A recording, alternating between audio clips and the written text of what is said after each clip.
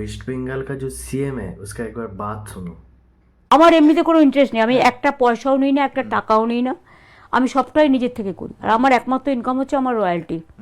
আমি বই লিখি, আমার 263টা বই হয়ে গেছে, আমি ওর থেকে যেটুকু পাই তার থেকে আমার চলে যায়। আমি একা মানুষ, তার নিজের নিজের আছে, কাজেই ওরাও আমাকে দেয় না, আমি ওকে দিই, ওদের কাছে চাই না, ওরাও আমাদের, আমি অবশ্য কোনোদিন চাইনি, ওরা নিশ্চয়ই দিতে চায়, কিন্তু আমিও চাই না ওরাও আমার সাথে সম্পর্ক রাখে যতটুকু রাখার, ভাইফোঁটায় বা রাখি বন্ধনে, দিসমাস। আর আদারওয়াইজ সকলের নিজের নিজের পরিবার আছে, তারা নিজেদের মতো থাকে। লতা আমার কাছে থাকে, অভিষেকের মা, কারণ আমি একদম একা থাকি বলে।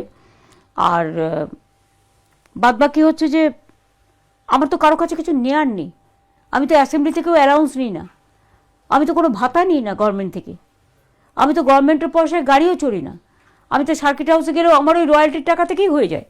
আর গানের সুর দিই, কথা দিই, তার থেকে একটা পাই, ওই দুটো মিলেমিশে হয়ে যায়।